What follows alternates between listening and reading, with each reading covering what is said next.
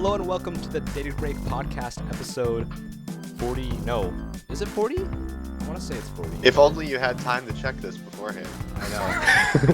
I'm going to say 44. I'm going to say 44 for the week of January 10th, 2016. We're in 2016, boys. The future is here. The future is now. Actually, guys, the future isn't until 2020. Haven't you been paying attention to all modern media since 1996? What about Back to the Future? Future was last year. No, okay, Back to the Future doesn't... We live in a post-future society, I would say. I was born in the 90s, so any vision of the future that came out before the 90s is irrelevant. Interesting. I think this is true, yeah. How are you guys doing? I know it's been a long time since we last podcasted. Our last podcast was right after Star Wars came out, and that was like the 21st. Yep. Now it is like 20 days later, so I want to ask how are you guys? How has those 20 days been treating you? How was your holiday, etc.? My holidays. You have to say something specifically because you can't. We're not around the table. Yeah, that's right. Okay, let's start with Taylor, then Ravenstorm, then Max. Great.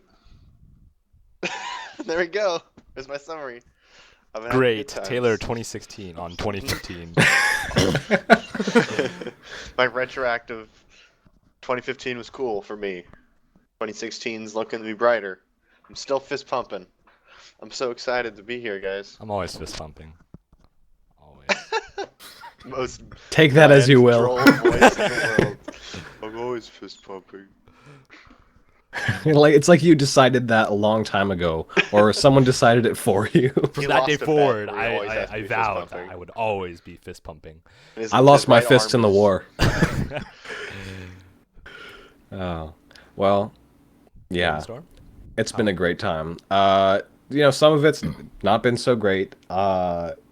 Mostly things relating to car theft and my newfound inability to drive, but realistically, it's been okay. I'm having a good time living, breathing, thinking about things. Those are two of my favorite things. Yeah, I know, right? Breathing. Dude. Or living and thinking. Me too. I'm a fan. Yep. But I thought let's you see. were living. Trying to think of anything significant that's happened. Damn. Yeah, it's pretty much the grind, but it's a good grind, so that's okay. Next. Max. Pass. eventless, but Eventless. comfortable.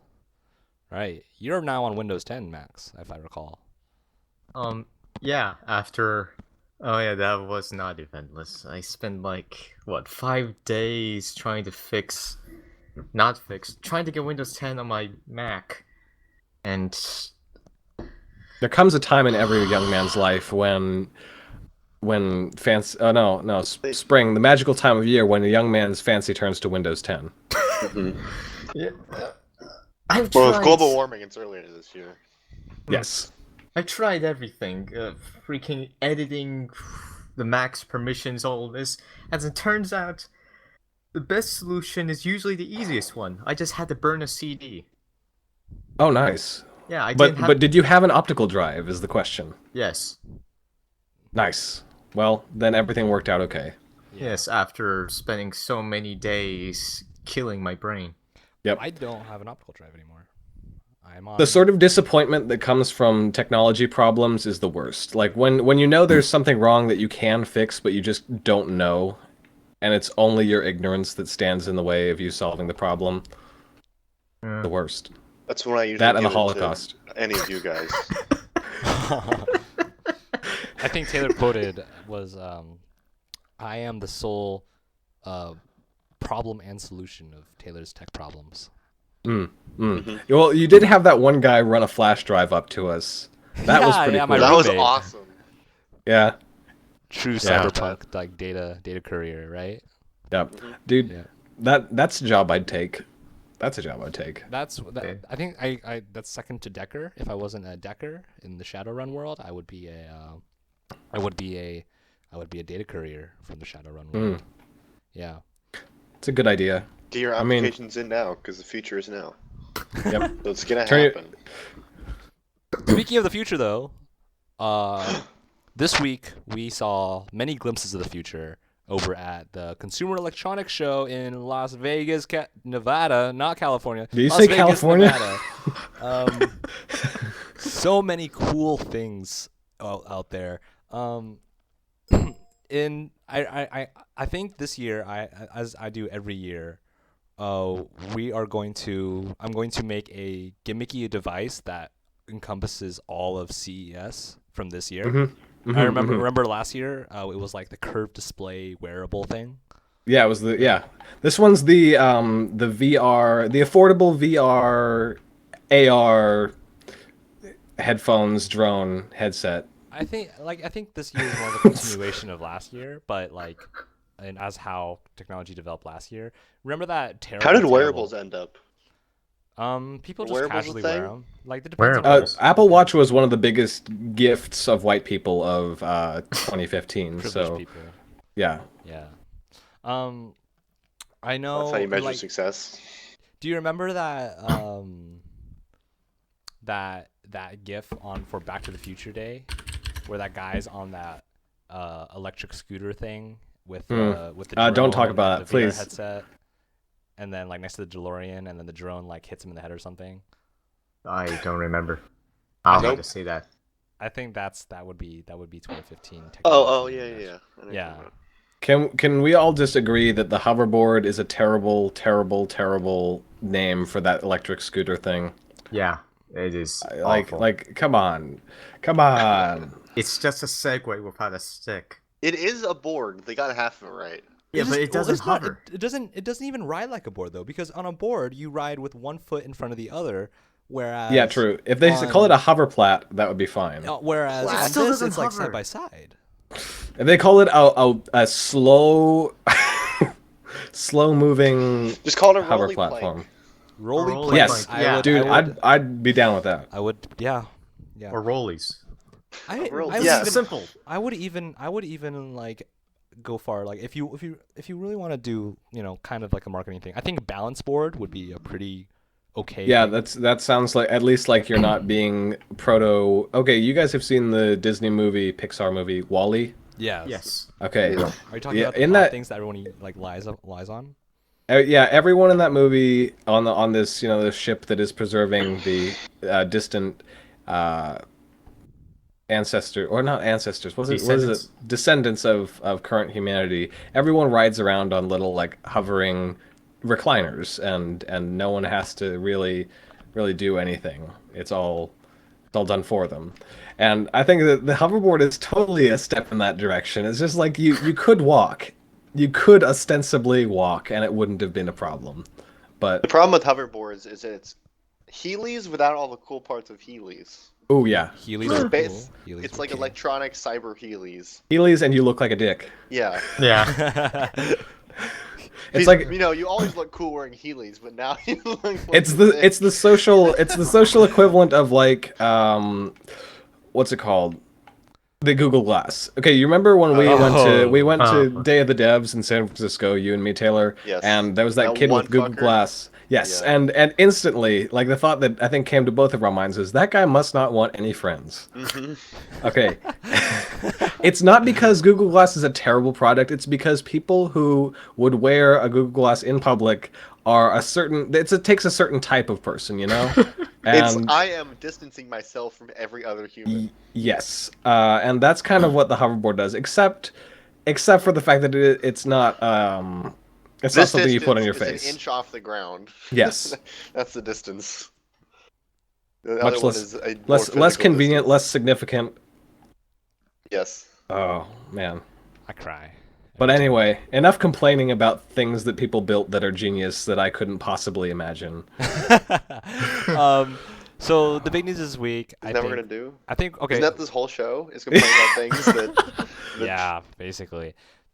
Well, let's talk about the big news this week. I think we'll start with the biggest first. Is that Oculus finally announced pre-orders started for the Oculus Rift, and they finally announced the price for the Oculus Rift, which is a grand total of $600. Wearables? Oculus Rift. Oh, Oh. Cut out completely. 600 what? $600. 600 Oh florins. my god. Oh my god. Hey, wait, no. Hey, you need to do more fact checking, James, because I see this all over the internet. I know the real price. It's $5.99. I apologize. I retract Yeah, my that's the- previous statement. Oh, it's only $599. I'll buy it now. Oh, yeah, dude. $599. You see, it's in a totally different class. It's in a totally different class. I'm sorry, money. guys. VR is not dead anymore. It's $5.99. Oh Yeah. my god. Also, okay. So Taylor and I, I made a series of tweets with the day this information came out about, the price. First I was disappointed, and then I kind of gradually sort of, started to accept it, and that's fine. And then I started kind of poo-pooing the people that were complaining about it. Mm-hmm. So When you realize what exactly VR is and how revolutionary that is as far as it's freaky. It's the freaking future. Do you think the future's gonna be cheap? No. It's not. Well, not cheap. at first. Not at first. I mean, Not at now first, we of have course. now at CES Endless Mini, was it? Yeah. Okay, yeah. We have a computer now, a desktop computer. It's meant for I think the creator, the proprietor, aims to make computing accessible to the billions of people that don't have or can't afford computers now.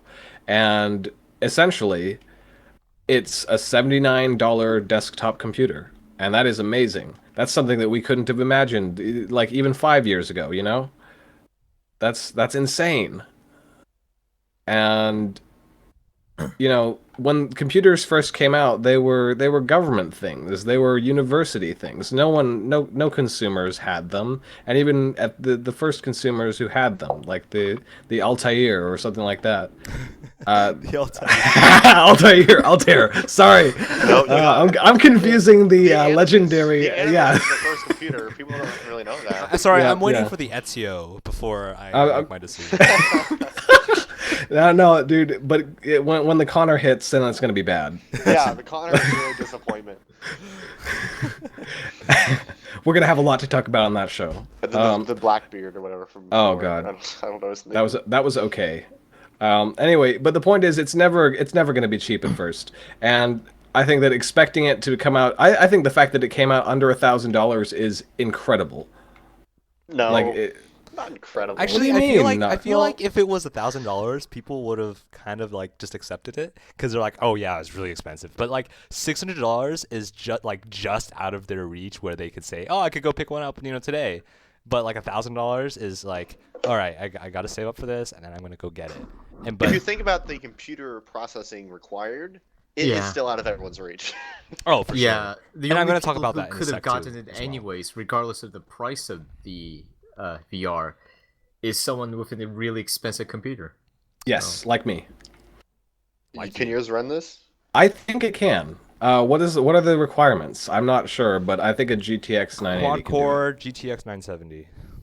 I think That's yeah, I the can. minimum specs. I think it's the Right. recommend. I think minimum for a comfortable experience. I think. It's still insane. Is really what. Very- Yes, it's also it- very- absolutely. Yeah. But the people who would buy this would buy it if it was $600 or $1,500. That is for the true. First. Early But adopters, the main man. issue You with gotta do this it. is people would also buy it more if there is more to do with it immediately. Yes. Like there ain't much right now. You could play Lucky's Tale, Elite Dangerous. not Lucky Palmer's Tale. Is Just that where another you Lucky, I guess. Is Lucky Palmer's Tail where you just float endlessly in When you barefoot? play as Lucky Palmer's tailbone. Yeah, I don't think I'm working on that now. Part of Did our you Kickstarter, or I've never ending Kickstarter. Yeah. Are you Did I aware of the little cheapo 360 camera? I don't know if it's cheap, but it's a little 360 camera that came out at CES this year. No, No. I saw a This- 4K one that was interesting. Yes, I think that might be similar. Might be in the same vein. I think that 360 video is awesome. Have you guys used YouTube 360 at all? I saw a Bjork music video.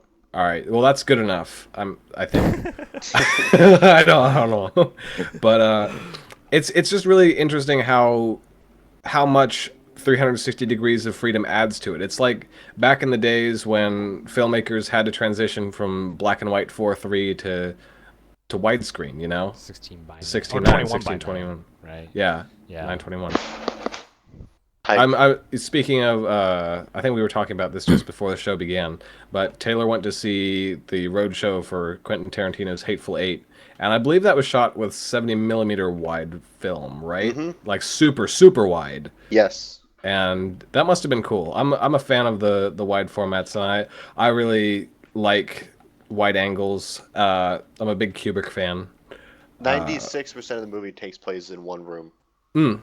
So he really took advantage of that. Nice. Felt It's immersive. It's a very wide room. Of course, Tarantino would do something like that. Like we're gonna do some very good, storytelling with only one room. We're gonna limit ourselves to one room, and then we're gonna make we're gonna recommend that you watch it in this crazy awesome format. We're gonna make it look like the best room ever. The best room. Yep. It was a pretty good room. Okay. Was it an okay room? I was pretty okay good. with the room. Okay. So what Anyway, rating would you give the room? The room? Room out of 10. The movie 70 with Tommy millimeter. Wiseau? That's a terrible movie. No, not I'm going to give it that. a 3. Thank you for the question, though. Oh wow. Are you talking about the iOS puzzle game? Oh god. That's pretty good. 8. What else you got? 8. No, I'm obviously talking about the Silent Hill game. The room? Well, there's I don't even know. there's that one that takes place in a room. In or a something. room. Everything takes place in a room if you think about it. Dun-dun-dun. I think that's a Jaden Smith tweet, actually. Oh Yeah. boy. Oh god. What is room if not takes place? If not our eyes, what's a room? If carrots aren't real, then how can our eyes be real? Good question. Anyway, what's a better question is, well, first of all, despite the many complaints about the price on the Oculus Rift, pre-orders already sold out to April. Yep. So the first. How units many will is ship. that? I don't know. That's a good question. How many millions of dollars were spent? Probably a lot. Actually, Yeah. yeah, probably a lot. I'm willing to bet within probably. I want if I want to make I want to say around 10,000 units were sold at least. That's not that much. Something that came out at CS that sold a lot, or not, I don't know if it came out at CS, but it sold a lot recently, and it's a tech thing, is called the Lily drone. Are you familiar with this? I'm familiar with drones. Is it the wearable drone? No, it is the drone that will follow you around with a camera. It takes the selfie to the next level, and you can have a little orbiting buddy that will constantly film your actions. And it does the GoPro better, really, but I think that it's really an excessive amount of vanity that goes into that. I mean, it's cool for sure. Yeah. And it sold something like $37 or $47 million in pre-orders. Jesus Christ. Millions. Millions. Millions and millions. But- It's like a Dr. Evil plan.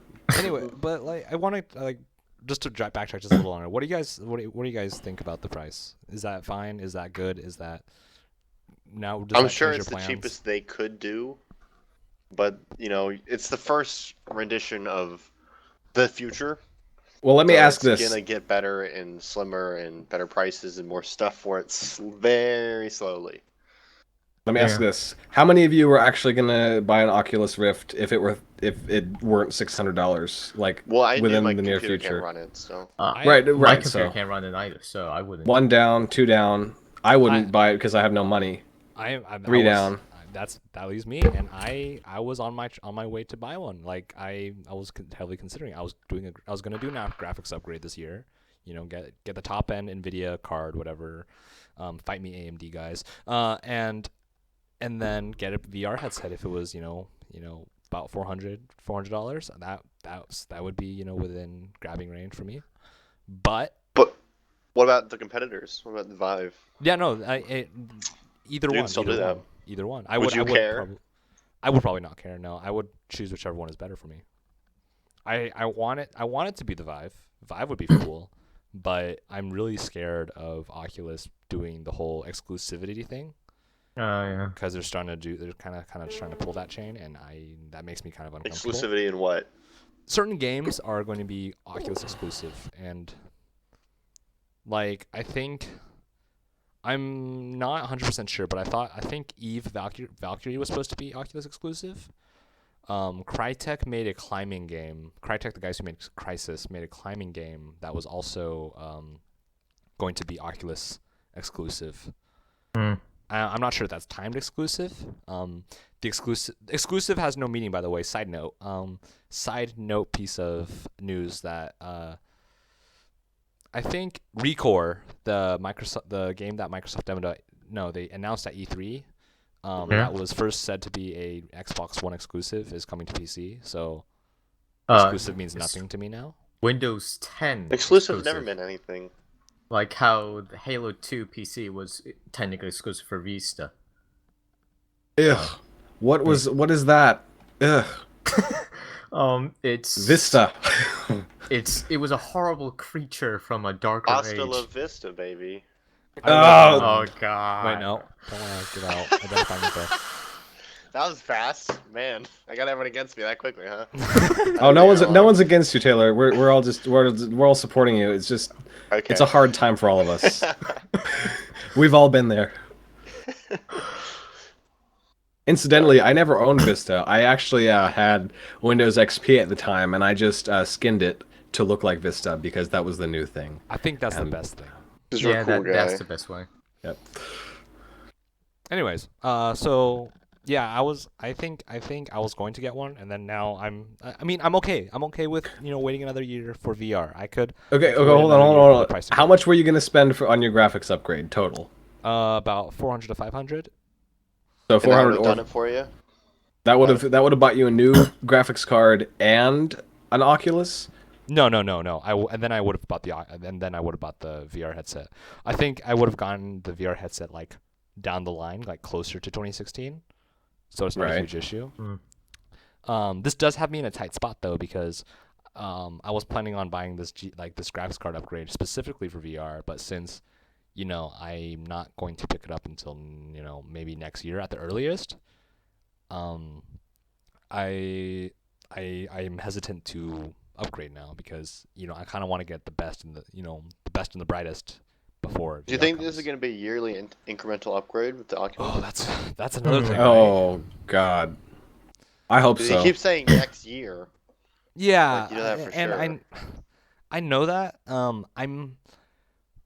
Another thing that could happen, I think, would be it's out for $600 this year, and then as they slowly ramp up production and production gets cheaper because that's how volume works, they lower the price to maybe 500, 400. I mean, that's a stretch, obviously. I can't imagine VR getting to $400 in the next year. But you can't? Wait, no, not.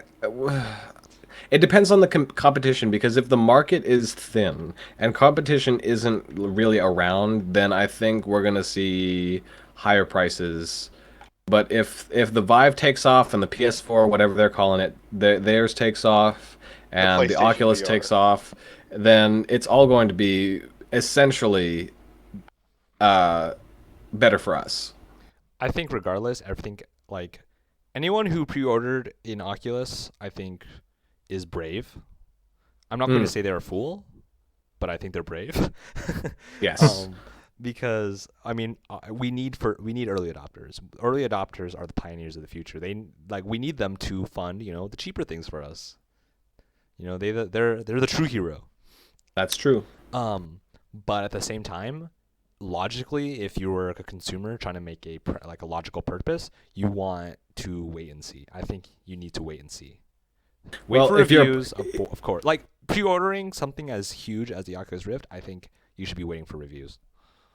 I think that it's not really a concern to the people who can pre-order a $600 item, and run it. That's kind of the point I was trying to make earlier, is that I think it's been said, I think you've even said it in the course of this program, that people who are going to get this are going to get this one way or the other.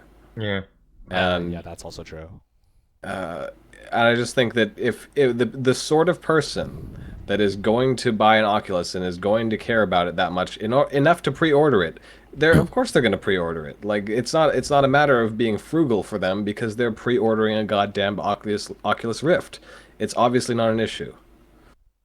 Okay, that's fair. I think you're right there because pre-ordering like in itself does demonstrate a certain amount of trust and buying power, really. Right. Yeah. But this high price that pushes away the main market brings in a good opportunity for the Vive and the PlayStation VR to try and sweep the more early adopters with like a better price for a larger consumer base. You know, True. Because this pushes a lot of people away.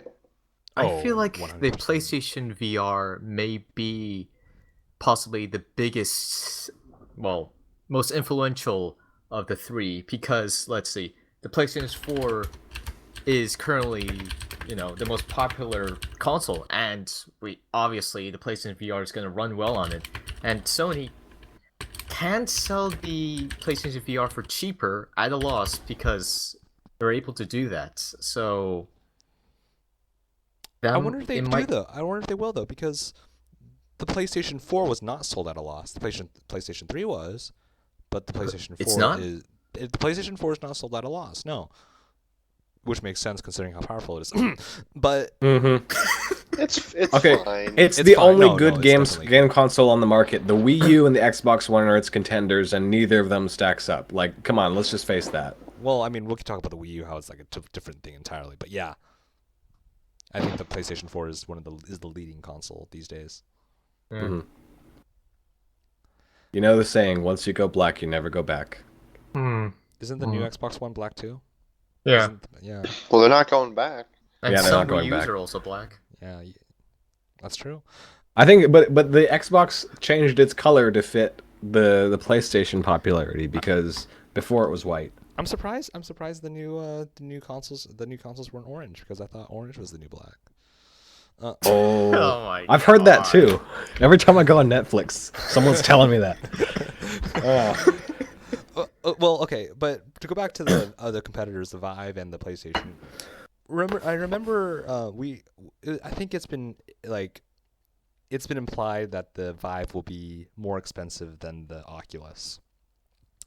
It's possibly because it's nicer. Yeah, people they were saying that the Vive, people from Valve, people from HTC, the people who were manufacturing it were saying that it was going to be a higher end alternative to the Oculus Rift. That being said, no one knew what the price of the Oculus Rift was going to be at the time, except no one did. Even Palmer Luckey didn't know. I mean, he was the one saying $350. He was guessing. Yeah, he was guessing at $350. So Oh, why would he? Wait. Well, that was something that was said by someone who worked at Oculus. This is why people are super salty.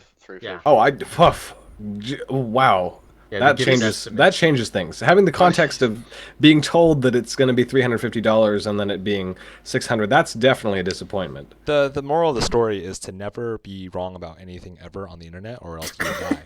Well, it's not about being wrong. That was presumptuous, and misleading. It's different.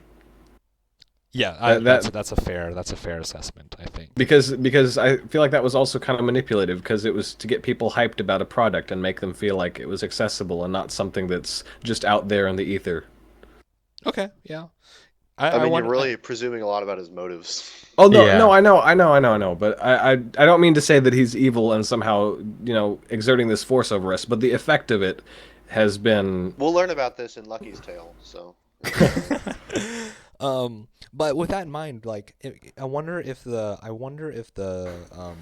spokespeople for HTC and Valve were basing their price off of $350. $350. I hope so. Maybe they were saying hey, it's gonna cost $450, $500, and it's gonna be more expensive, but in reality, they're actually gonna be cheaper. That would be wonderful. Also, it just reoccurred to me that Facebook owns Oculus. Yeah. Yes, they do. That's incredible. Yeah. Wow. It's really funny because it saw a really hilarious reaction on the internet because there are a lot of people on the internet that are Really? that are really angry. They're actually angry about the price. Like they don't think it's reasonable at all. They think that Palmer Luckey is just trying to kind of Pull one over us. Yeah, pull one over on us and all that. And people defending him are like, dude, come on, it's VR. It's not a huge issue. And then I think a stereotype of millennials is to use the word shill, I think. and Shill. Shill. Oh, SHILL. SHIL. Yeah. So like anyone who Chill tries and to chill. defend VR, like Oculus Rift on the internet, like their price is immediately a Facebook shill, and it's hilarious to see people accusing them. It's like, How dare you be realistic? yeah, it's dumb. You're on their side. You're just just falling for the man. It's okay. Demanding customers will create a demanding market, which will create a product that meets demand. What? That was a convoluted. Uh, That kind of makes sense. I kind of. Basically, the lots band of and not the dog. what I Convinced you mean know what you're what I mean is that lots of people angry on the internet is going to get the people who are trying to sell to the internet people to do better, because the internet complains. It's like a spoiled, whiny child. We throw millions of dollars at these people. They better please us, you know? They are kind of a spoiled, whiny child. But I'm scared because Taylor brought this up to me, and like that you don't want a cheaper experience at the expense of a bad experience, because like even now people are having trouble, perceiving VR. A lot of people get, VR sickness. So, if you cheap out, it's just going to get worse. Well, if we stopped making boats because people got seasick, that's like that doesn't I'm make just saying sense. that, like, if you're going to make it well. Don't cheap out and then just ruin the entire experience for everyone. Because Don't make it a cheaper I price to sell understand. to a better market. So if it's cheaper and it sells to more people, but sucks more, then that's bad. You need the slow burn. Yes. You need to start out expensive and get cheaper slowly, instead of just trying to appeal quickly to More people. more people for a quick buck rather than investing in the future.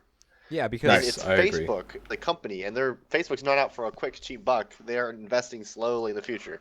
Yes, because their social media site is slowly dying. Because here's what's going to Yeah, happen. so they're going for other stuff. Here's what's going to happen. Like, some company is going to try to make a cheap VR headset, and then everyone's going to buy it, and that's going to be all well and good, and then it's going to suck. And then finally someone who actually has like an Oculus Rift or an HTC Vive, they're like, hey guys, I tried a VR headset. It's pretty freaking awesome. Why don't you like it? And the layman's going to be like, oh yeah, I tried that, cheapo Enermax VR headset or, whatever. And it sucked. And then that's what's gonna happen. So Yes. don't cheap out on VR. Yeah, don't buy a Rosewell VR headset. Well, hold on, Rosewell. don't you badmouth my boy Rosewell. I am gonna better Rosewell. They make solid keyboards, my friend. They made my solid... first power supply, and my first That power was your first supply mistake. nearly destroyed my computer. I mean, okay. That sounds like a you problem. Power supplies are something you should also not cheap out on. Yes, and that's what I'm talking about Rosewell for, because Okay. I don't want them to make that one's a something. fair one. They make better power supplies if you pay more, obviously. Yeah. Cheap stuff's gonna be cheap. Expensive stuff's gonna be nice. That's just kind of Yes. how it is a lot. Unless, of course, it's $1,000 burger covered in gold leaf. Then Probably in that not case, that it's great, it's yeah. less than desirable. I think there's there's like the gratification. That's part of the cost, right? It's the spending. smugness, I think. Yeah. Max, do you have something? I was about to say there is an upper limit to how good a burger can get. I agree. Diminishing returns. It requires a lot of chemical additives. Ooh. I think I've reached like 85. It's off topic, but I've reached 85% of possible burger goodness in my cast iron pan. I truly believe this. Cast iron, man. Can't knock it. Can't knock Can't. it. I mean, you knock can, it, but it'll it'll- You just can. It just hurts. So We all okay. leapt for that joke as fast as possible. Fantastic. It was, no, but that's why we're co-hosts. It's so that we. Yeah, It's a fundamental display of our we co-hostliness. influence each other. Yeah. Yes. It's a aura. of Co-hostliness Terrible sounds like jokes. ghostliness. Just throwing that out there. Casper, the friendly co-host.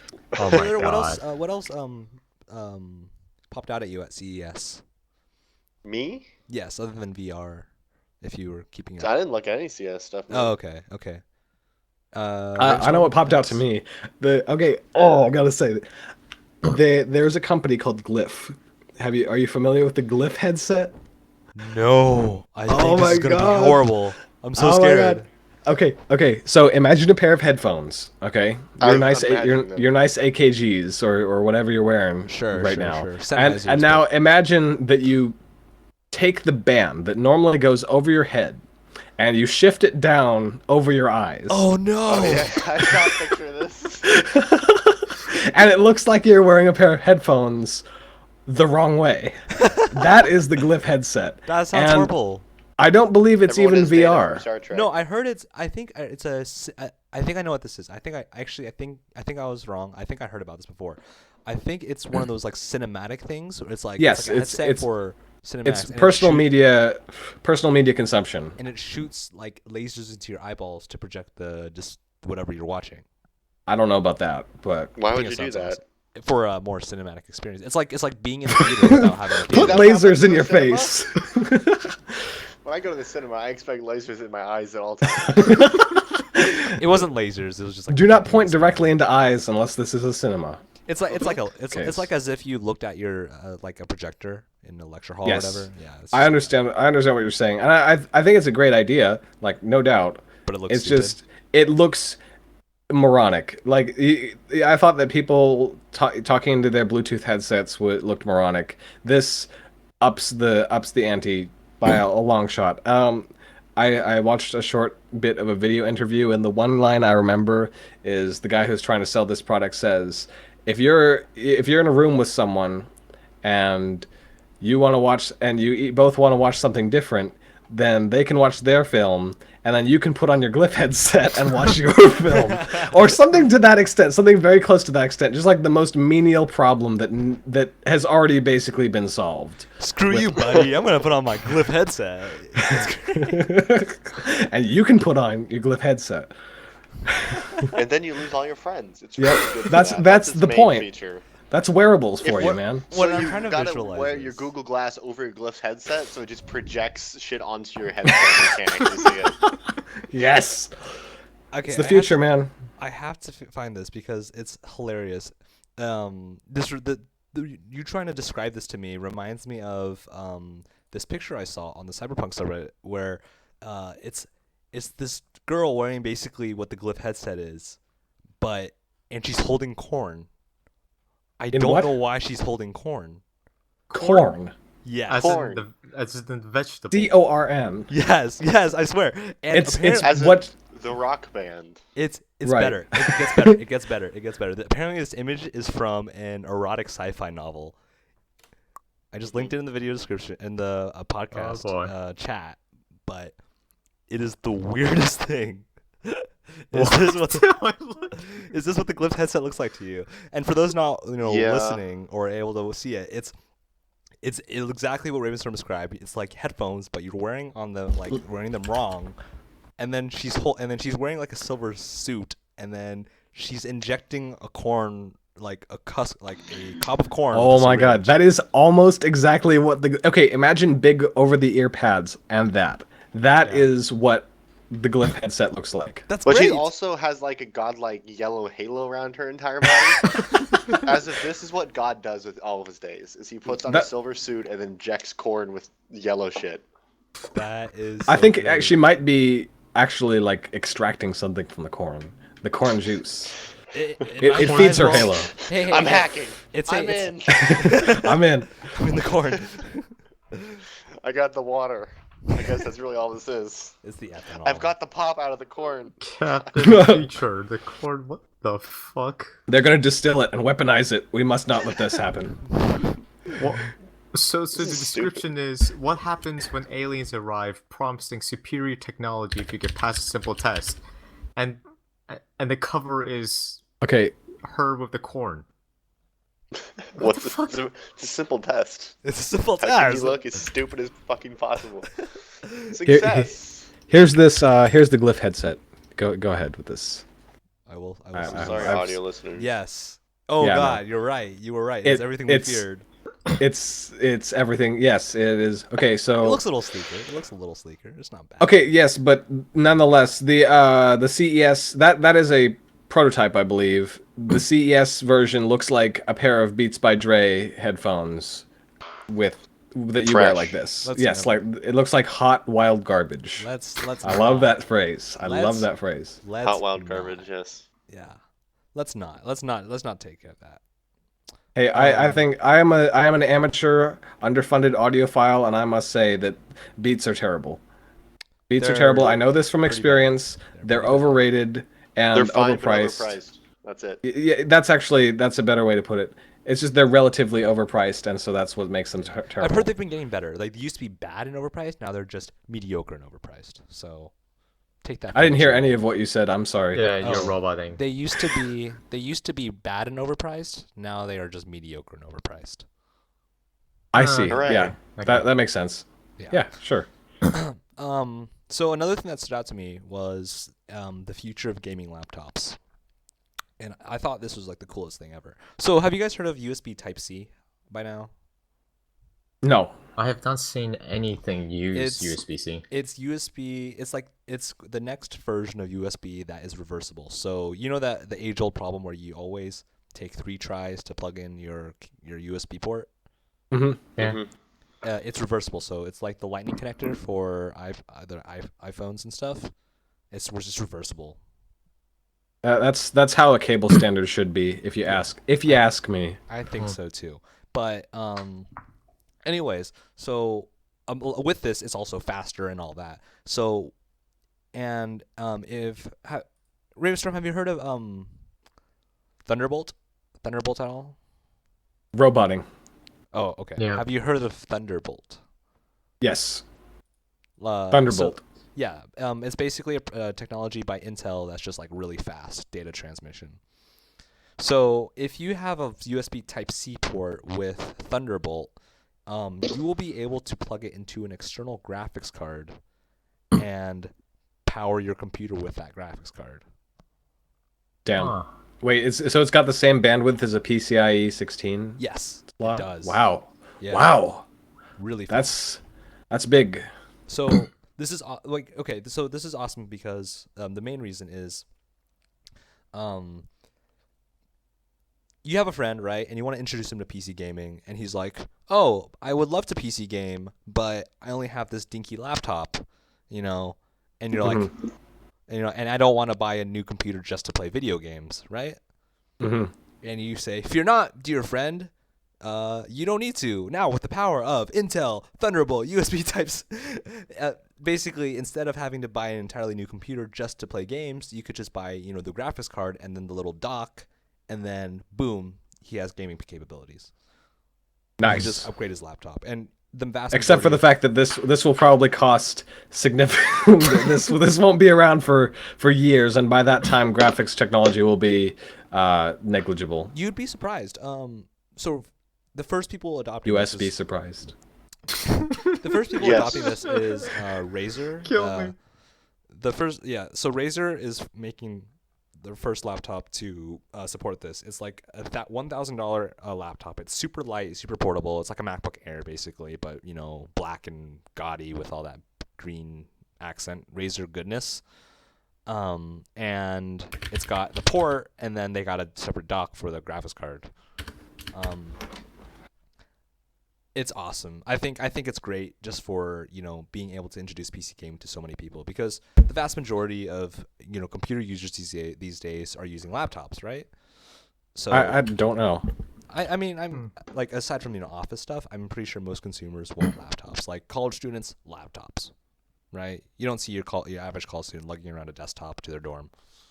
That is true. I was that Yeah. guy. I was that. It's because I thought that was illegal. It was illegal to have a desktop. Oh. Everything but can't have a I'm toaster. in your seeing more tablets than regular laptops these days. Really Mm. interesting. I mean, like, now, the cases have keyboards with them, and, laptops already have Microsoft Word and such.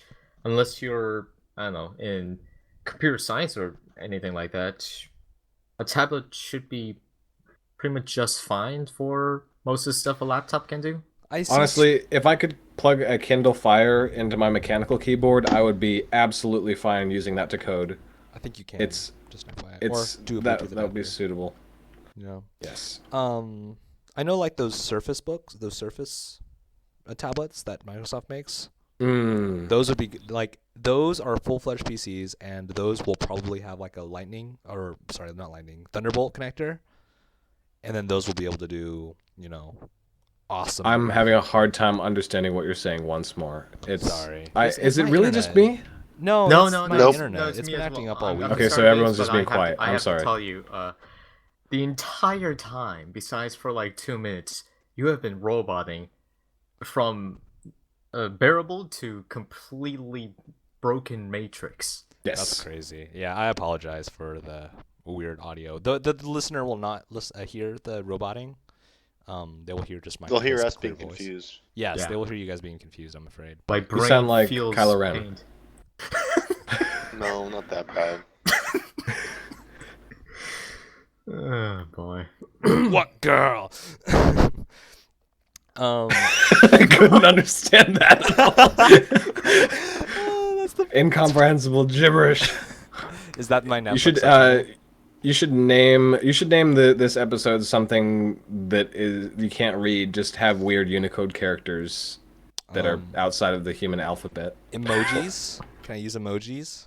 No. You know, like when you're trying to import a foreign text file or something, and it ends up being these letters and characters you have never seen before. Yeah. Because yeah. they don't belong to any language. That kind of thing. That'll be good. Anyways, I just thought it was cool, just the external graphics card thing. Yeah, That's awesome. Sure. I think it's a great idea, and I really can't wait. I think modularity in PCs will definitely improve the market. I think that was it a couple years ago or just about a year ago that I think Razer came out with a modular PC design, and I think that's a really cool idea, but it's just that proprietary technology is an issue. Yeah. And I think if you do have a USB Type-C port with Thunderbolt, then it'll be fine because that's not a proprietary thing. No, But it's something if that it's a lot of laptops will have. I'd be fine with plugging in a separate little thing I carry around with me in order to game. That sounds like a good trade-off. Me too. And it's also upgradable. I'll do the. Oh, sorry. I'll watch all the games I'm playing on my Glyph headset. Tune the world out just for a while. While injecting yellow stuff into corn. Hey, I actually do that pretty normally. Like we that's need not to do an a photo outside. shoot. We need to do a photo shoot where Ravenstorm does that. I can do that probably right now. I actually when this episode is over, I'll do something similar. Please. Okay. Please. Okay. All right. I think that's it for CES. The rest of it was pretty pedestrian. People showed off TVs. People showed off drones. People showed off things. So yeah. Speaking of things, did you know that the Sacramento Public Library is opening up a library of things? Yes. I love this idea. I feel like we talked about this. I don't think so. I don't Okay. recall. Maybe you and I have talked about this. Well, I think so. Go ahead. I think possibly. Go ahead. Sorry, keep going. No, it's like you can if you need an industrial sewing machine to make some clothes for yourself or something like that, you can sign one out. And I don't think they have a 3D printer yet, but I'm pretty sure that I'm sure that's on its way. an application for this model. I think the idea of having a lending library for things is important, and I think that as the internet gives more and more people access to literature and to books and to written material, that having a library to lend physical objects that are too expensive for the average person to get their hands on, that's amazing. That's a great use of just community funds in general. I don't know how libraries are funded. I'm sure it's on donations, and I think that, having a system whereby you can borrow very, very expensive things from a very, very rich neighbor is kind of cool. Mm-hmm. Yeah, and actually, this is one of the biggest things for me that excited me about VR, where because VR is very much a you have to see it to believe it experience. Yes. Have you seen it yet? I have not seen it. But he Do you believes believe it. it? Yeah. I believe it already. I need to do the seeing before I could believe, really. Don't let us peer pressure you into believing. Just do it yourself. It's So good. It's good. Okay, good, good. There you go. Peer pressure. So That's a lot of pressure. I'm really looking forward to seeing Oculus Rift like sitting in Best Buy, sitting in malls, sitting in like everywhere really, where people could just get their hands on it and try it out. And that that alone will like convert. Sanitation?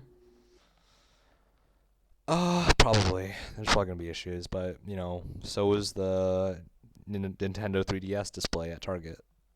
Yeah, but I mean, like, in the case of the 3DS or consoles being demoed at places, it's only your hands that are getting filthy, but an Oculus Rift, it's your face, your eyes. You don't touch your mouth with your face, though. Wait, what? Maybe you don't. I mean, I'm saying, like, you put your hands on a 3DS in a store, just for example. You've put your hands somewhere where someone else's hands have been. People clean themselves with their hands and groom themselves with their hands and touch all sorts of things with their hands. Getting your face dirty because you've touched someone else's face, I don't think that's as much of a risk. Well, the face has a lot of like orifices, so like there's a lot of like fluids like spittle or eye tears or stuff. But so I mean, pink eye I think is one thing. Yes. I guess I'll be believing later. Imagine a world where people use VR as frequently as they now use smartphones. Just like where everyone's wearing a VR headset when they're in the same room. That's gonna be great. Sounds very. Then you have to like simulate in the game of like showing that that person in the game is also wearing a VR headset. Hey, they did it. They did it with the PS4 controller, right? Yeah, that's really cool. That was so cool. Yeah, that was awesome. And what was it called? Super Hypercube. Yes. They put the PS4 controller in the game so you reached out and just grab it and it felt supernatural. That's pretty cool. So they could do that with anything. Oh, that's another thing about. We haven't talked about the new version of the HTC Vive. So the Steam VR headset. There's a new one? Well, so they had the dev kit, right, that they've been using a while, and then they released a pre-version. It's called the Pre, and it's got like a couple adjustments to it. The main thing is that there's a little camera in front of it. In front of the headset, so it faces forward, and I think it's actually a really interesting and like I'm surprised. Like it's one of those moments where I'm surprised no one has thought of this before. Where because one of the big issues with VR is that you're completely immersed in there, right? And a lot of the games will have you like kind of moving around like in place. Some of them won't. Yes. Some of them are sitting, but some of them you're walking around or waving around things. And if someone walks into your room and is like, "Hey, buddy, can I borrow your whatever cinema headset corn thing?" You need to. Can I borrow your corn? Yeah, you need to look up and like talk to them, right? But with the camera, you could just switch to the camera and you could see them, as opposed to having to take off the headset and like breaking your immersion. You make a virtual reality window to right in front of you. Yes. Yeah. A virtual reality window to reality. Virtually. It's you can virtually see what's right in front of you. Okay, so speaking of cameras that add functionality in a cool way that hasn't been thought of yet, are any of you aware with Google Tango, about Google Tango, the Google Tango phone? Is that? Oh yes. Because it takes two to tango. Yes. That's what I've heard. So Ravenstorm and I are going to be tangoing, and we're going to be talking about this. All right.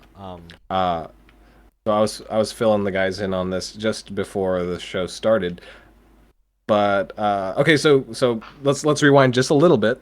And you told me about a piece of news the other day that I think is rather interesting, and that is that Lenovo is killing Motorola. Oh yes, this is what I forgot to talk about. Yes, so Motorola. This is relevant. The inventors, and I know exactly where this is going. The inventors of the cell phone are going to be phased out. So I think Motorola, kind of screwed up during the smartphone phase, and then they kind of sold to Google, and then Google sold them to Lenovo. So now they're Lenovo stuff, and Lenovo's like, all right, Google, you've had enough.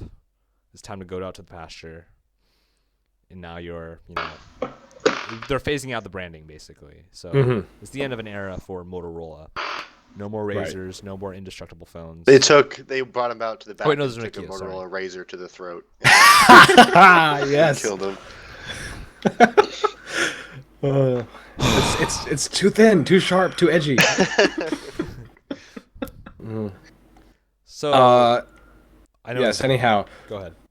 so Lenovo has announced that they are working on a Google Tango phone, and Google Tango is a technology that uses a distance sensor and a second camera on the back of the phone to sort of gauge the environment around and to scan rooms and the area around the phone in order to interact with space in a different and more concrete, more workable way. Because an accelerometer alone doesn't do much. You know, there needs to be more feedback so that precise measurements can be made and precise feedback can be given. And I don't know about the applications for this, but I just think it's a good idea, like having just one more camera on the back of the phone and some nifty software that will stitch it together for you so that you can use a variety of apps that take into account things like distance and room size. And I don't know why cool, that's so actually. cool, but yeah, I think that's cool. Like for designing things, like this past weekend, I was trying to like hang up posters in my apartment, and I was trying to figure out where the appropriate place to put them was. And if I could just just kind of drag and drop on my computer where the posters would go, I wouldn't have to carry the poster from this wall to this wall and then try. That is such a non-problem, James. I know. Yeah. I'm just throwing that out there. your expensive frames too. My frames were like $5 a piece. They were so cheap. Oh really? Yeah, no, they were cheap. Good. My posters weren't that expensive either. Anyways, I could only imagine this technology being used in CSI, where spy music starts playing, right, and then the guy, whoever it is, the perpetrator maybe or something, puts the phone down on a table, and then it does that scanning thing, that laser scan thing, where it shoots lasers everywhere, and then it goes up and down and it scans the thing, and then some hacker in a van is like, "All right, guys, I'm in. I could create a Visual Basic God GUI to hack into the mainframe."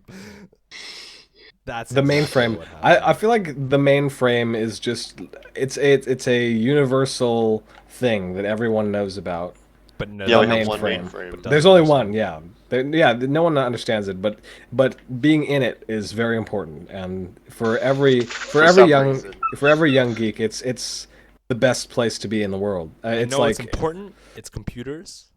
it's computers. It is computers. Excuse me. It's hip. Excuse me for valuing real things. Progress. When's the last time you were in the mainframe? Didn't think so. I live feel in the so much mainframe. physical pain right now. Wait, Get me seriously? out of the mainframe. Get me out. That's about all the news I have, really. It's been CES. I know that's been happening, so that's Yes. it. That's I all have that news. popped out to me. Taylor, you have news. What do you have?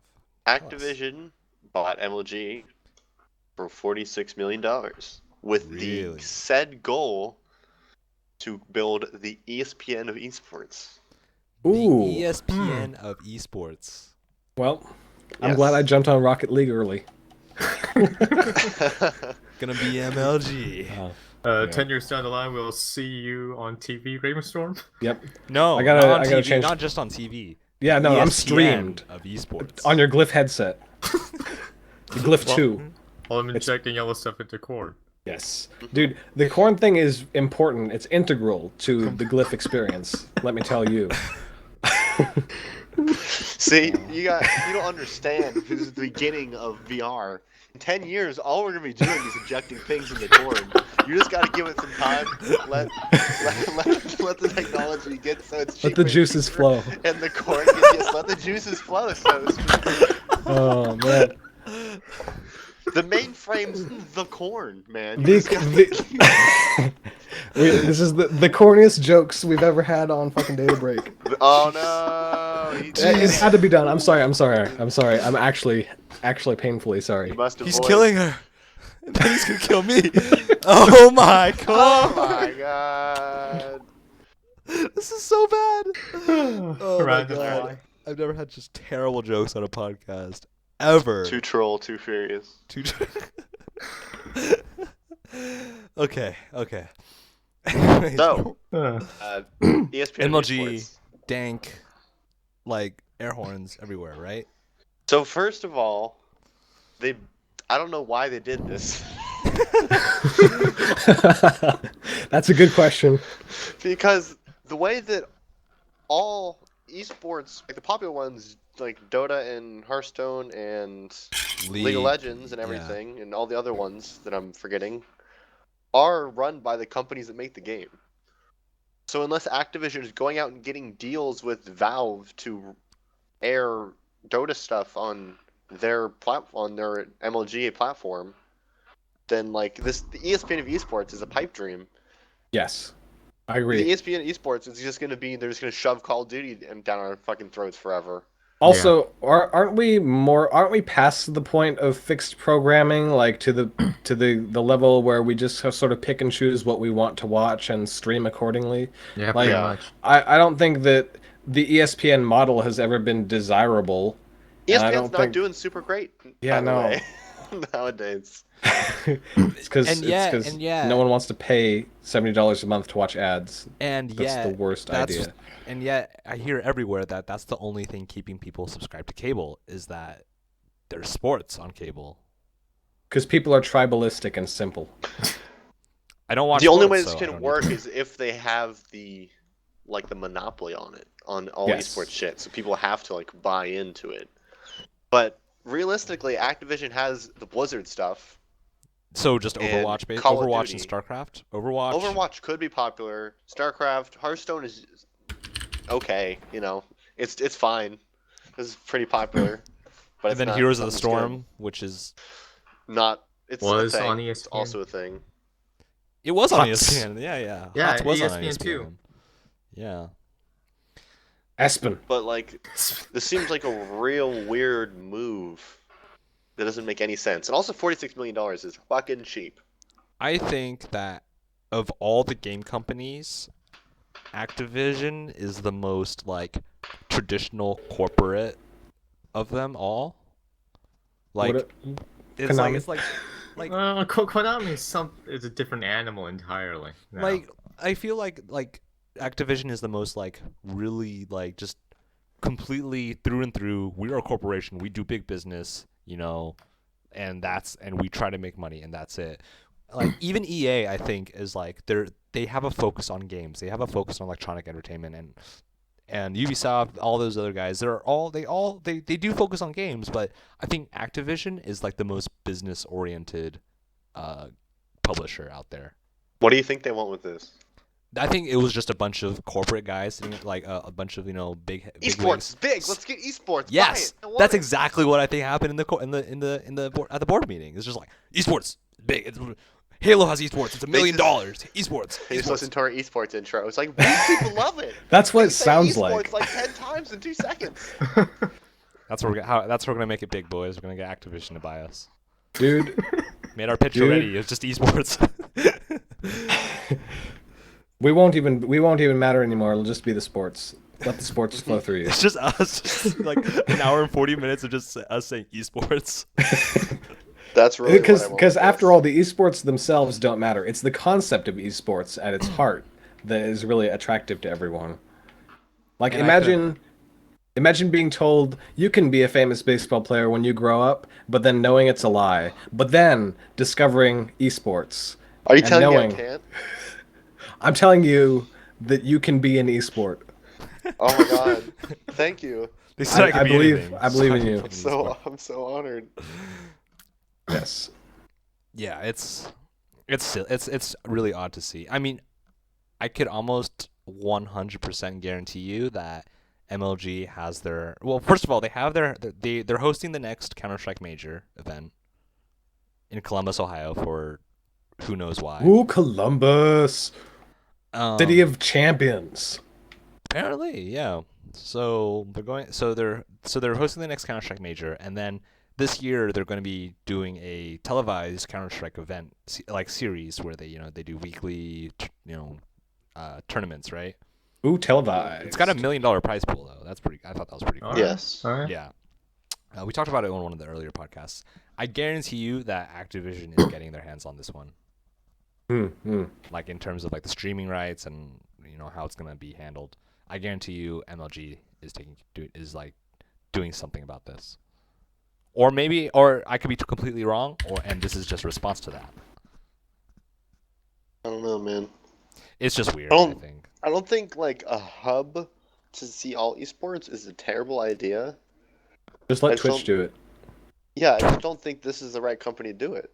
Because it's not like Twitch would be better because Twitch could absolutely create their own page for that and hire everyone specifically for that.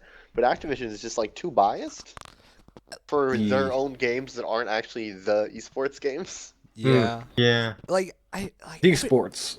I can't help. Every time I try to play an Activision game, like whether it's Call of Duty, the Blizzard games maybe or something else, but like all the other Activision games, and it's just Call of Duty at this point. I think I don't know if is there any other big Activision games that are. Guitar Hero Live is going to be really big for esports. Guitar Hero, like those games.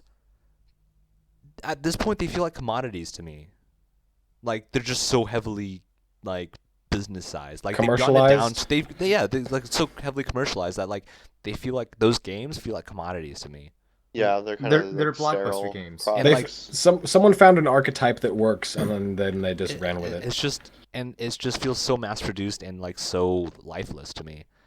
Well, the thing is, people do vote with their wallet, and Call of Duty still sells a lot. They don't need to change anything until the mainstream complains. So, well, I think it depends on your audience as far as what you define the mainstream as. And let's see the Call of Duty audience. Aren't they the typical non-gamer people, but will play Call of Duty and buy it every year? When people think of games, they think of Call of Duty. Yeah.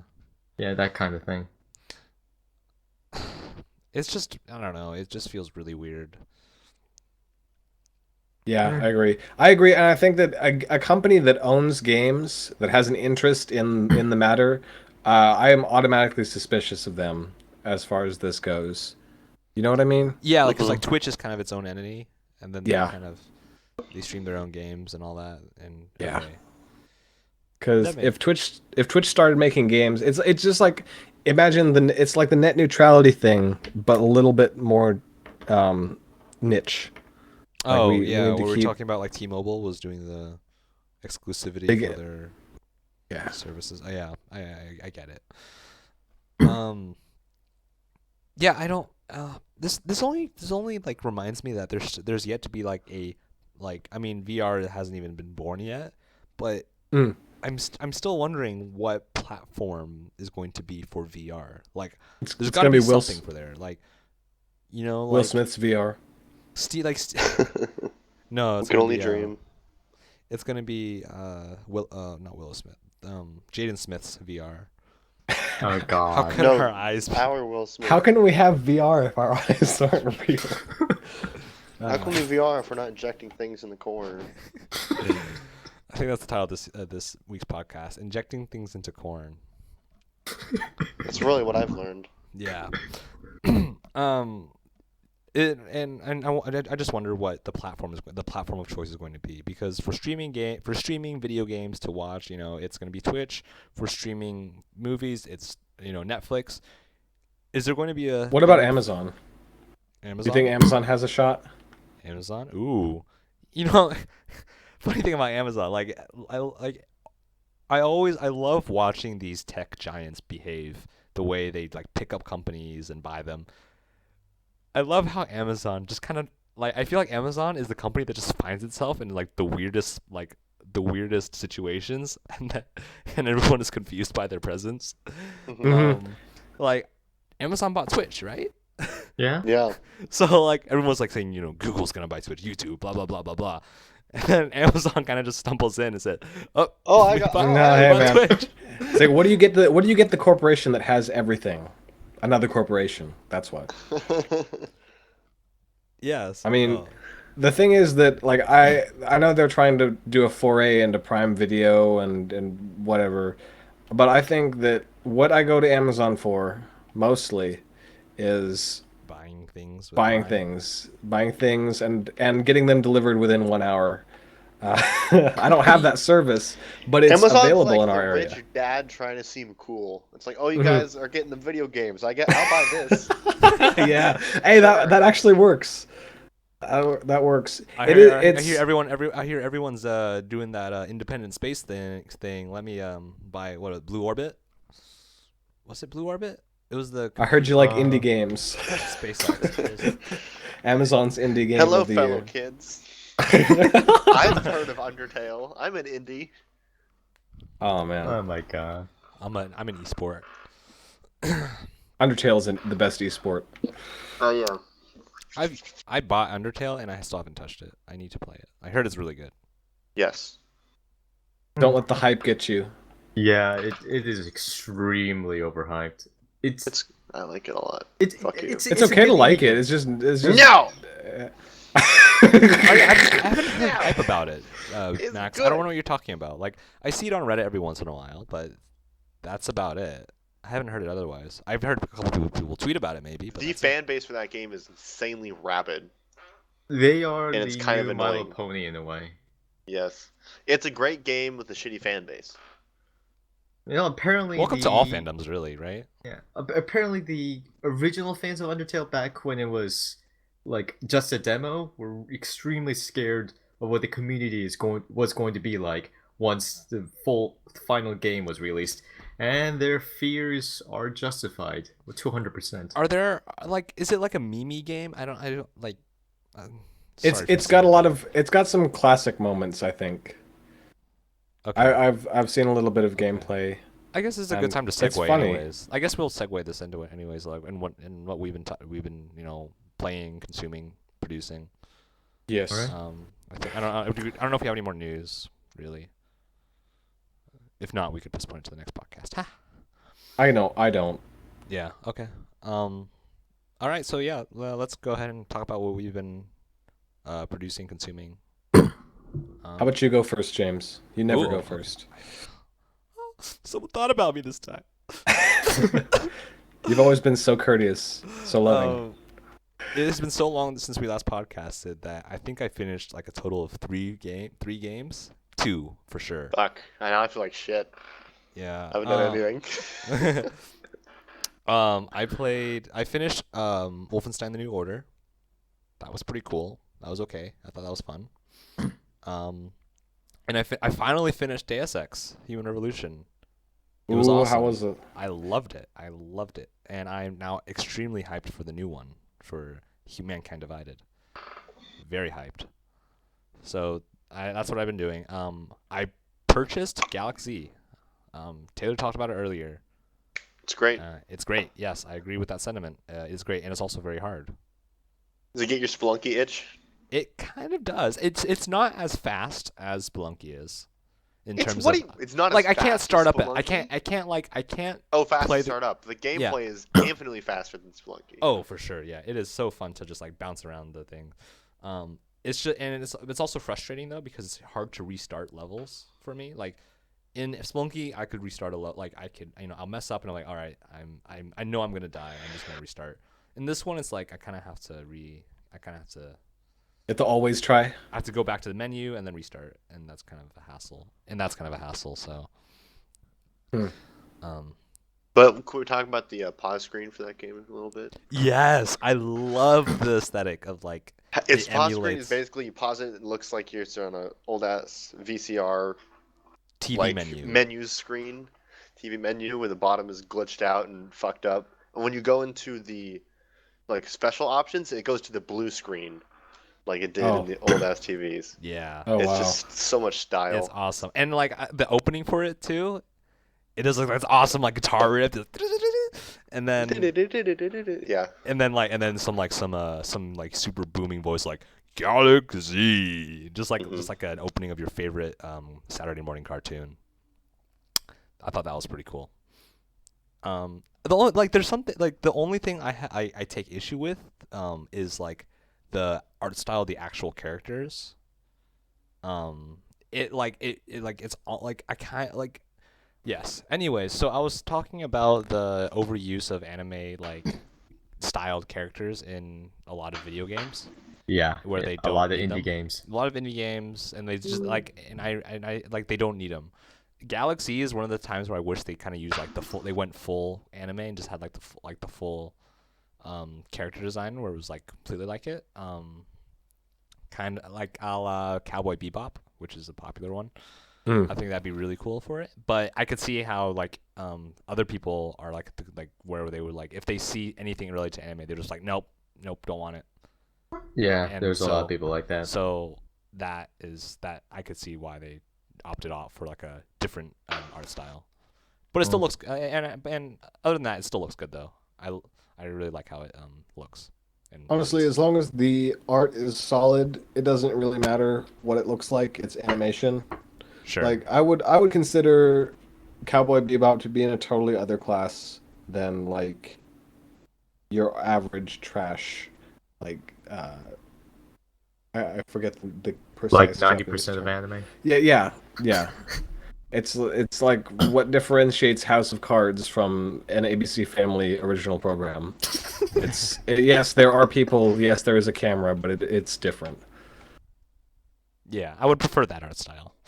But that's just nitpicky stuff. It's still a great game, and I highly recommend it.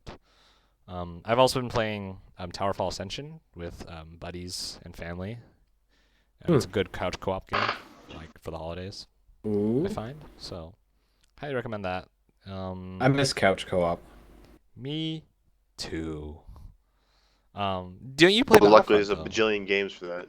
Yeah. Don't you play Battlefront with your brother, Ravenstorm? I do, but only sometimes. Like, only sometimes. I see. Okay. And also, that's a different kind of co-op.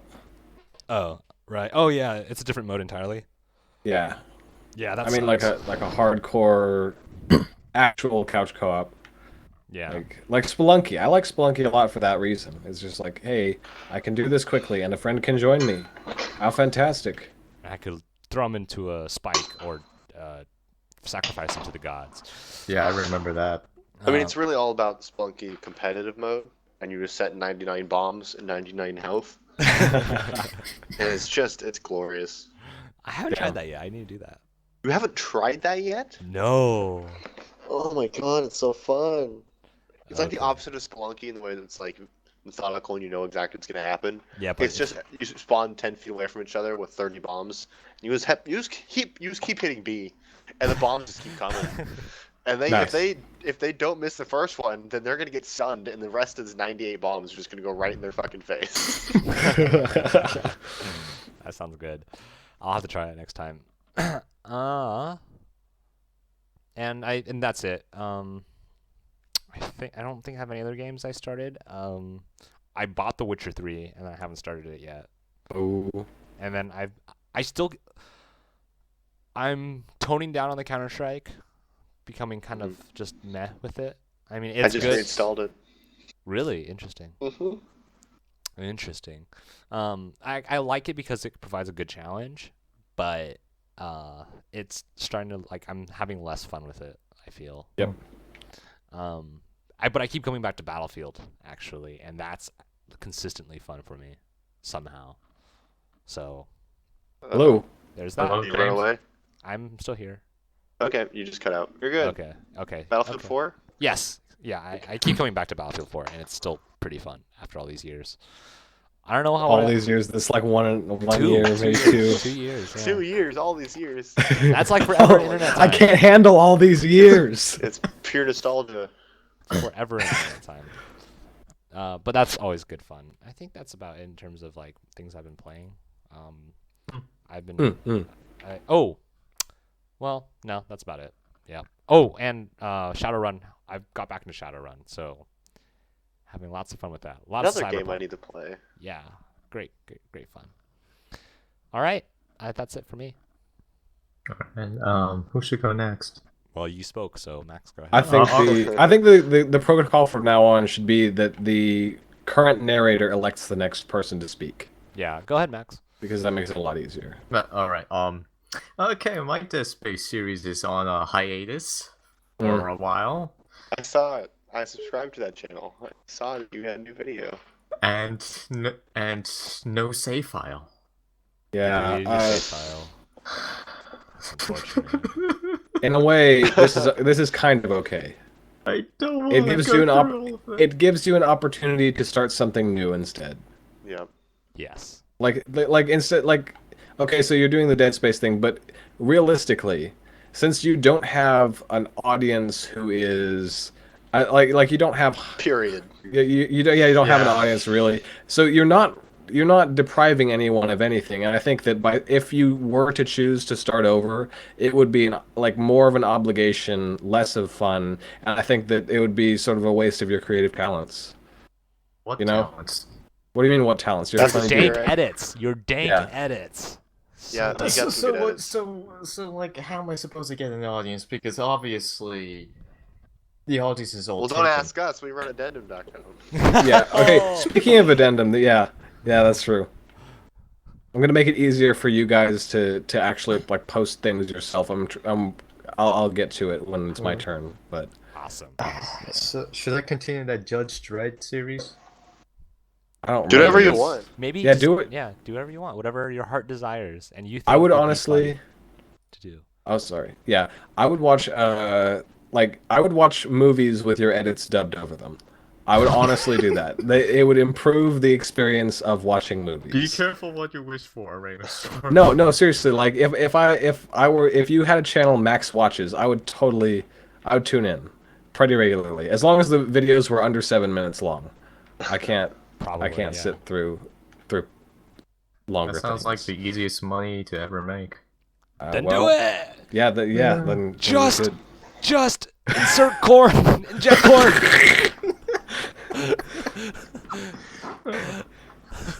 Okay. Maybe that'll be my new YouTube channel.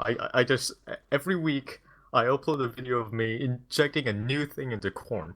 Honestly, that could get a lot of views too. That's just like the Injecting shittiest things into Tim and Eric corn. sketch.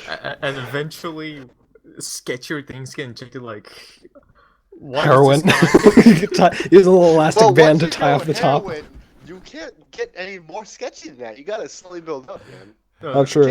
You can't just go right to heroin. You gotta start out with some gateway drugs. Right. Like No, marijuana so cigarettes. I'll first start Marijuana with normal things. The jazz cigarettes. Yeah, I'll Whack first start with tobacco. normal things like water, then go to vinegar, and then to softer drugs, and then to harder things like heroin, and then it'll end up Hydrochloric with acid. Pure Yes. LSD. And then you start injecting solid things into it. And then your channel just derails when you inject corn into corn. Oh, your fan base revolts. Like, hey, we didn't subscribe for this. Hold up. like This is too meta. you start injecting corn, and then the screen starts like kind of breaking up, and it goes blank, and then you never upload anything ever again. And then your channel disappears. No, it's not even on the Wayback Machine. I would love to watch that series, injecting things into corn. I would too. Honestly, damn, I need to start doing this if you guys aren't gonna do it.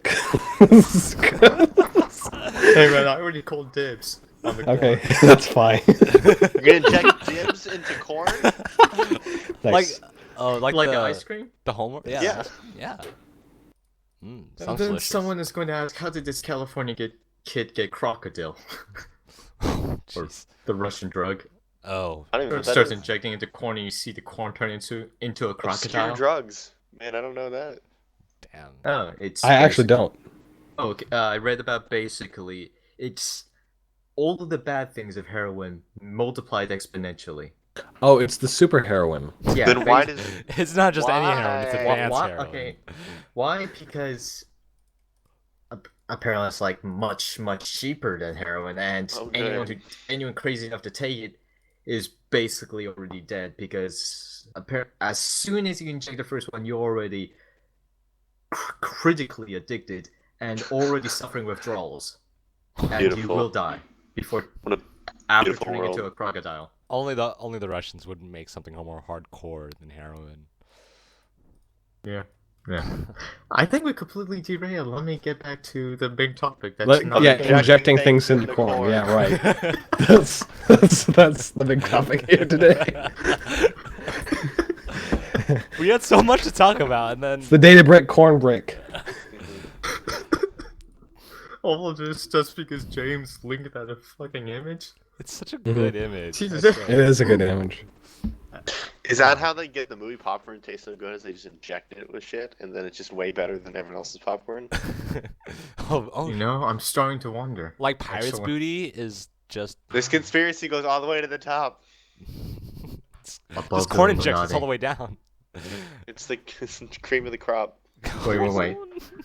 Okay, what about that sweetener that's used and everything in America? Isn't that from corn oil? Glucose? Yes. Or high fructose corn syrup. Glucose. High fructose corn syrup. Glucose. Straight to the source. I require glucose in all my meals. Oh man. 10 generations from now, our children would actually be corn. You'll subsist on a diet of pure injections. Okay, You are the corn. Getting back on the off-corn topic. This really changes the movie Children of the Corn for me. Yep.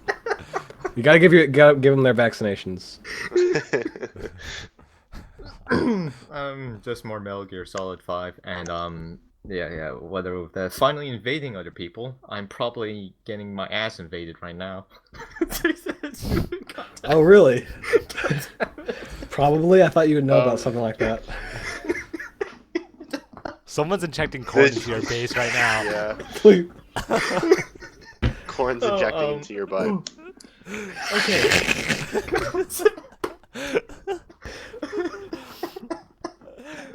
This podcast is gonna be like half like having like weird audio issues, then half of just like laughing our asses off at corn. Dude, honestly, these are getting more and more enjoyable as time goes on. Oh jeez. Like they're getting less and less serious, which is something I don't completely agree with, but at the same time, they are so much more fun. Yeah. Oh. Yes. All right. So I'm sorry. We're sorry, collectively.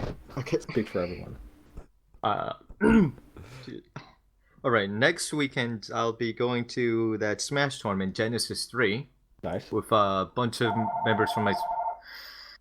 I'll be back. You guys go ahead. He's going to Genesis 3 right now. I feel Nintendo bad calls. because they want their game back. They got their corn back. I want to go to Genesis 3. It's in San Jose, right? Yeah. Yeah. It's not too far. I googled Genesis 3 and then forgot that the Bible existed and was really confused. What did it say right off the bat? It was just, I really got off that quick. I was going right to Smash Brothers. I forgot that the Bible existed. I like did. that line. I think we all do. I was like, what? Oh, yeah. Oh, yeah. Oh. Bible Gateway. Yeah. Bible. Okay, so the Google results for Genesis 3 are Bible Gateway, Bible Gateway, Bible Gateway, then Genesis 3 Smash details Smash.gg. Nice. That's great.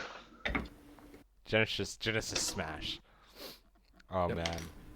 Can you imagine? It's like I thought that like someone goes to the tournament. It's like I thought there'd be Jesus. No, there'd be nothing. There'd be nothing, and then there was Smash, because Genesis is the first book, I believe. Anyways, At first there was null and void, and then there was Smash. so Taylor cannot. Max is not here to nominate anyone, so I guess I will not nominate Ravenstorm.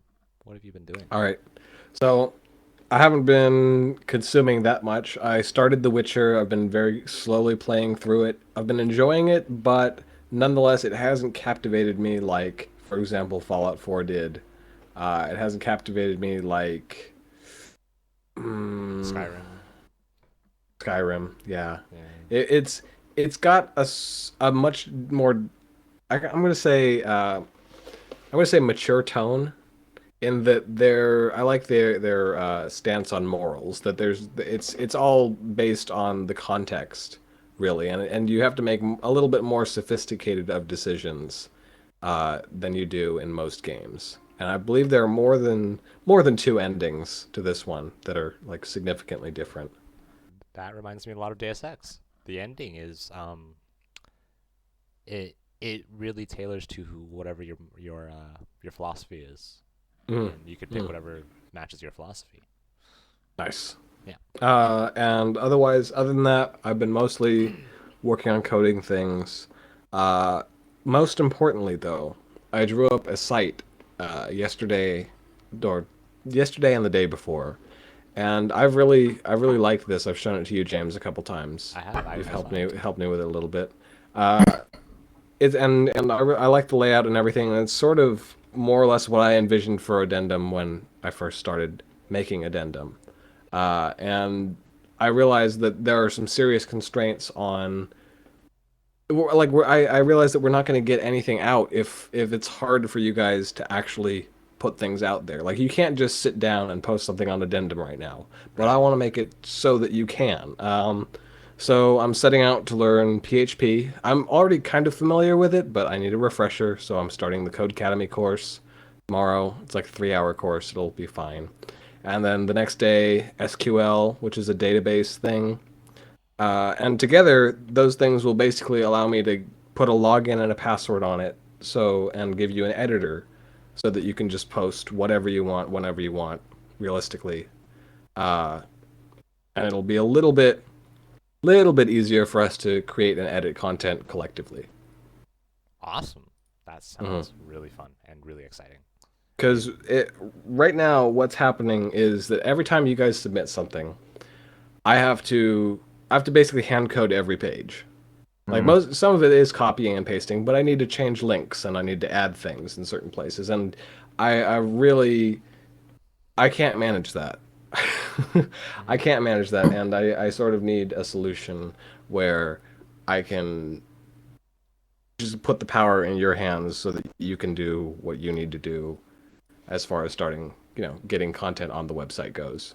And hopefully once that's done, it'll be less of a subject of jest and more like, hey, we have something. We have another platform, just like a Facebook or a Twitter. Like, you have your Addendum account. You're a blogger now. Nice. Awesome. Very much looking forward to that. That's going to be great. Other than that, not too much. I did mention The Witcher, and Music movies, maybe? Oh. I just watched The Shining for the first time last night. I started it at 2 a.m. and finished it at like 5 something. That's a good time to watch. Excellent movie. Excellent movie. God. I think I mentioned it on the show. I'm a Kubrick fan, and just his extremely intentional style is fantastic. It feels like it transcends the realm of a normal film and into something that's far denser and far more, I'm not going to say sophisticated, but I'm going to say subtle. Like, that movie has quite a few interpretations, as I've found out on the internet, and the fact that it gives me the freedom to come to my own conclusions and to fill out the sort of vague structure with experiences and feelings and thoughts that I have makes it a valuable piece of art, in my opinion. Yes. Also, let's see, music-wise, what's something... It'd be better if the maze in The Shining was a corn maze, but I think that's... it would have been. Thing. It would have been. No. Man. But there was one thing about that movie that there were a couple scenes that I couldn't take seriously, and that's only because Kubrick, or the cinematography, whoever's doing the camera, they had these shots where it's a wide angle and then it zooms in really quickly to someone's face to a super close up, and that just cracks me up every time. Yeah. It reminds me of something out of a Tim and Eric sketch. It seriously does not feel professional, does not feel thought out. Really, it's just like, wow, okay, we wanted to get the whole picture and then we wanted to get their face. And then we didn't really think about how to do that. No, it's silly at some points. Jack Nicholson's performance was amazing. Over the top is the best way to describe it. Great movie. Recommend anyone see it. as long as you're willing to think about something for 3 hours. And be scared. It moves at a crawling pace, but that really does highlight its moments all the better. Let's see. I'm trying to think of anything jazzy. Oh yeah, okay. So there's only one piece of music, or I guess a genre of music. I've discovered New Orleans jazz recently. And New Orleans jazz is pretty cool. It's much more upbeat and much more lively than the sort of cerebral, snobby sort of jazz that I'm used to listening to. Highly recommend a certain piece called Like That's It. Dixieland or older stuff or newer stuff? Newer stuff is really good. There's an entire Spotify like playlist or channel dedicated to it, and some of it is actually really, really, really good. It does feel kind of modern. It's the melodies are a little bit simpler and the beats are a little bit heavier, but that just contributes to it all the better. This I believe it's the oh I forget, but it's a piece called That's It with an exclamation mark at the end, and it has a tuba as the bass, and it's interesting. And yeah, it's the only real use of a tuba I've ever heard in any music I enjoyed, and for that reason I remember it. It's hard to take Did not seriously, watch- isn't it? Hmm? It's hard to take Yeah, the tuba tuba's- seriously. Oh, yeah. So. Absolutely. Did you ever watch VeggieTales as a kid? Nope. There's a lot of good tuba in that. Christian Cucumber that plays programming. it. I remember in elementary school, we were watching VeggieTales, and then suddenly, like, I think one of the characters said God, and then like the teacher instantly freaked out and turned it off. It was very Oh interesting. my god. It was very interesting. That's funny. Oh, yeah. It like it's sneaky. VeggieTales are sneaky. Stuck some God right under you. The worst kind is the heroin corn. God. Yeah, I was waiting for corn. Yeah, that was forced. It's okay. I feel bad. No, you I just feel had bad. God. I'm I was trying penitent to for come my up with something sins. clever with it. We might Yeah. as well just said corn and like, all right, we got the joke. Moving on. Yes. Got that one under our belts. That's all we really came here for. Heroin corn? And I elect Taylor all I to tell came us here about for. his doings next.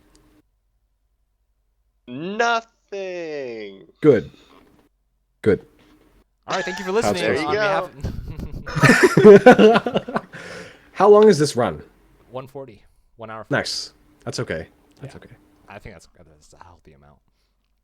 The All right. hefty cast. Are you sure you have anything else, Taylor? Oh, I have one more thing. Gotta recommend it to everyone. Go ahead. Okay. It might not be for everyone, but I've happened across a fellow, or I've downloaded a series of audio recordings from a fellow named Alan Watts. Are any of you familiar with him? That name sounds familiar. I'm not sure. He's sort of a Buddhist folk hero who lived back in the, or he hit his peak back in the 50s, 60s, 70s.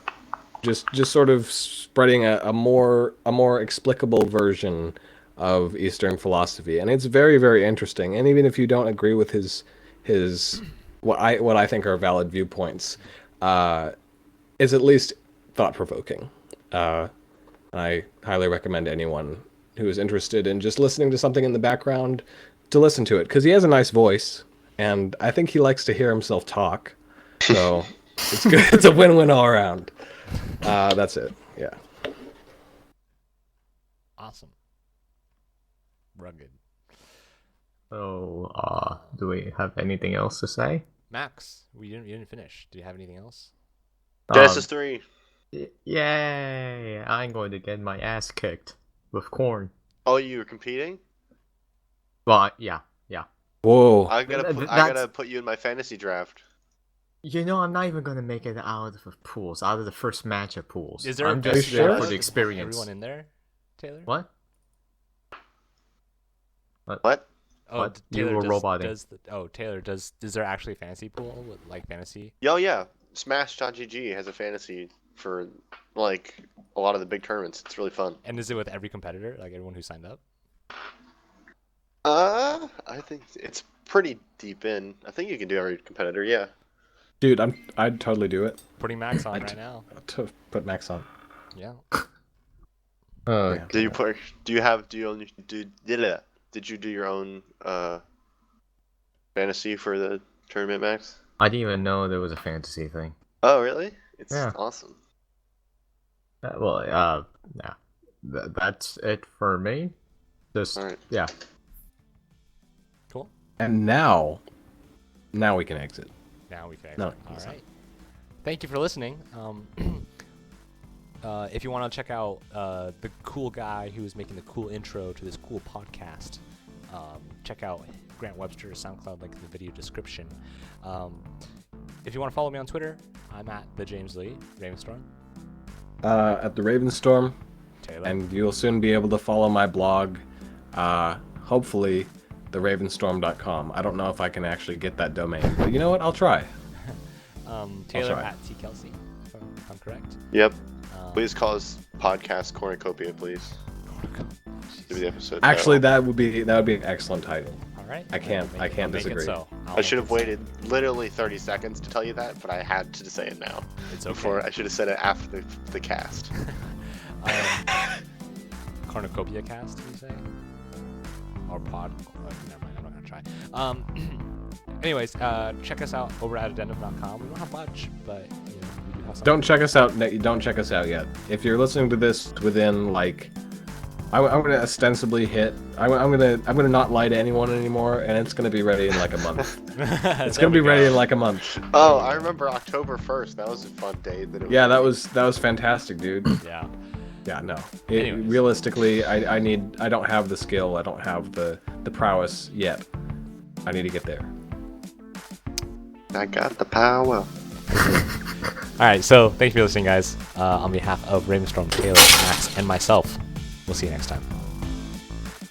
Nice. Bye. Bye. Good stuff.